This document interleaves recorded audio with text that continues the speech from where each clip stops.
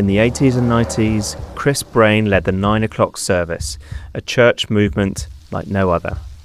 Congregants swayed in frenetic rhythm to the acid house beats pumped out of 500-watt sound systems.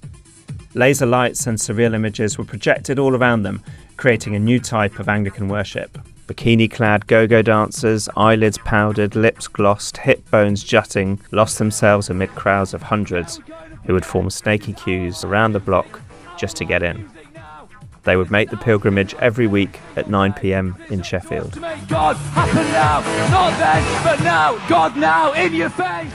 It was breaking new ground. It was interfacing with a whole youth culture in Britain that the church, by and large, was not even getting within 100 miles of. I was impressed by, sounds curious to say this, by what I felt was his integrity and the way that, coming in from the outside to the Christian faith, he was able to relate his own personal spirituality to the traditional spirituality of the church. But beneath the veneer of divine spirituality, Brain was a Jekyll and Hyde predator, sexually assaulting his female followers. The accusations date back to 1981, but it's taken until now for him to face trial. In this 1995 BBC documentary, he admitted to having improper sexual conduct with a number of women.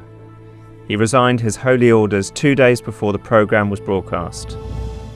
Most of the time, if I was involved sexually, it was normally after a period of a long period of developing a close relationship with that person, where the boundaries of cuddling or spending time together or whatever, usually nearly always on a one-to-one, led to increasing sexual activity. I did get gratification. The gratification I was after actually was not sexual. It was, although there was sexual gratification, if I was any agenda for myself in there, and again I state that I would never use anybody to do that. I would not use somebody. It was in the area of just closeness and affection and friendship. In the documentary, senior church figures were asked about the 9 o'clock service and the accusations against Brain. If people want to set up an investigation, good luck to them. I don't myself believe it would serve any useful purpose. I think we know what happened. I don't think it is likely to happen again. In the sense of the structures of the congregation, it would be a fool who said, but we couldn't have another Chris Brain. I mean, sin is with us always. And we live in an age of extraordinarily loose sexual morals. What happened there is something that in certain walks of life happens frequently, lamentable though it may be.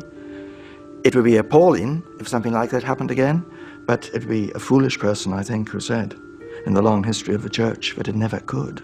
Brain was charged with 37 offences against 13 victims, all adult women. This included 36 indecent assaults and 1 charge of rape between 1981 and 1995. He denied all charges.